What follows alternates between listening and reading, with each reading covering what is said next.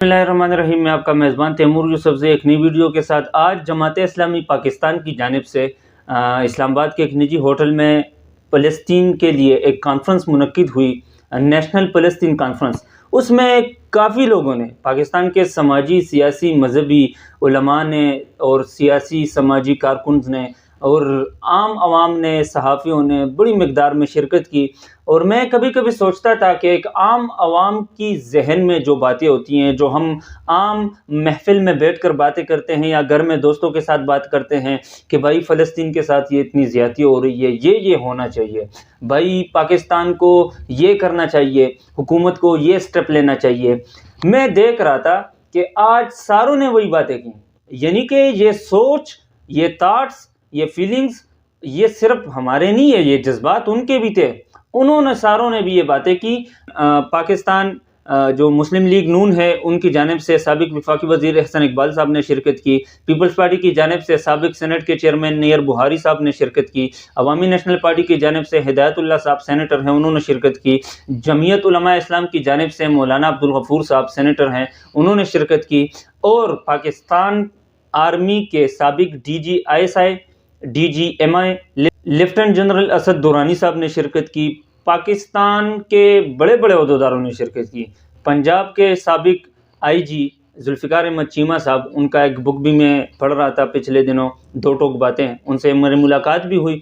उन्होंने शिरकत की और सारों ने बड़ी ज़बरदस्त तकारीर की। और उसके बाद आखिर में जमात इस्लामी के अमीर साहब सिराजुल हक साहब ने जो है उसमें तकरीर की। और सारी बातें ऐसी थी कि बस पाकिस्तान तो सब कुछ कर रहे, जो हम सुन रहे हैं कि पाकिस्तान फ़लस्तीन के लिए कुछ नहीं कर रहा।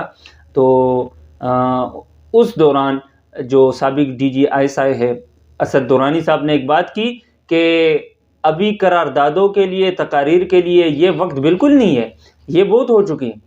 जिस अमीर जमात इस्लामी सिराजुल हक साहब ने खुद कहा कि 6,000 करारदादें यूनाइटेड नेशन में पेश हुई फ़लस्तीन के हक़ में, उसमें से 1,000 मंजूर हुई। 1,000 करारदादें मंजूर होने के बाद भी अगर फ़लस्तीन का ये हाल है तो मेरे ख्याल में अमेरिका बराए नाम अमेरिका है, यूनाइटेड नेशन बराए नाम यूनाइटेड नेशन है। किधर गई वो तंजीमें, ऑर्गेनाइजेशंस? जो बंदा सही काम करता है, जो पॉजिटिव काम करता है, हम तनकीद करते हैं लेकिन अच्छे काम को भी हम सामने आपको बताते हैं। अल खिदमत फाउंडेशन जमात इस्लामी की फाउंडेशन है, वो पहुंची हुई है वहाँ पे, वो लोगों की खिदमत भी कर रही है। और यकीन करे, ईरान के सदर ने कहा कि मैं उन लोगों के हाथ चूमना चाहता हूँ जो वहाँ पे खिदमत कर रहे हैं। लेकिन हम पाकिस्तानी जो है वो तनकीद के सिवा और कुछ हमारे पास है ही नहीं।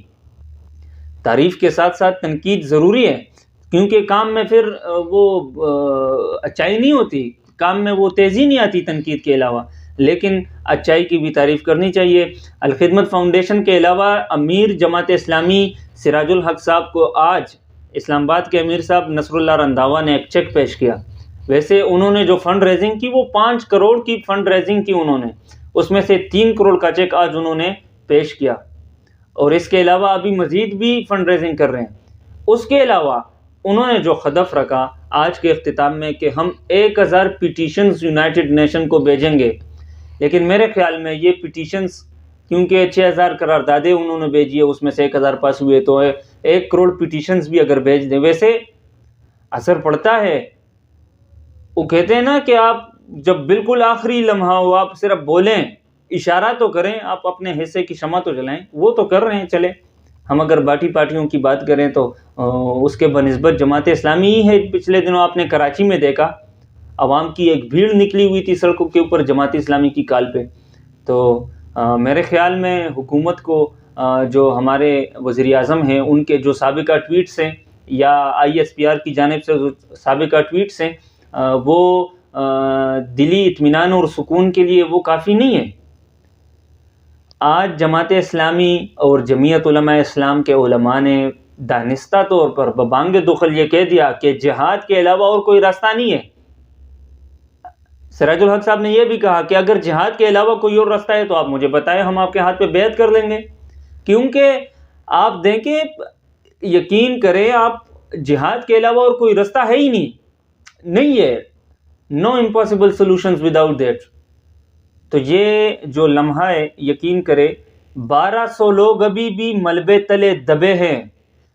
وہ ملبے کے نیچے ابھی بھی بیچارے مرے ہوئے پڑے ہوئے ہیں, شہید ہو چکے ہیں 1200. اس میں سے 600 بچہ ہے, 600 بچے ملبے تلے, چھوٹے چھوٹے بچے.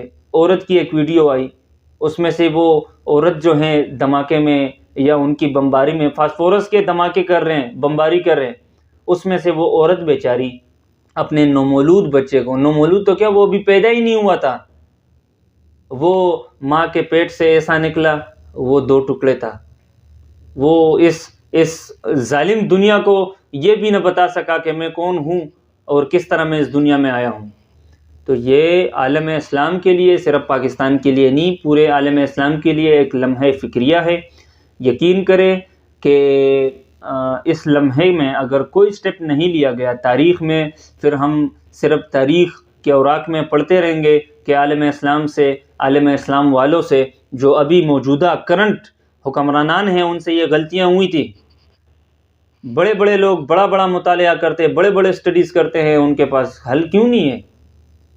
انسان اس پہ مجبور ہو جاتا ہے کہ کیوں حل نہیں ہے عالم اسلام کے پاس.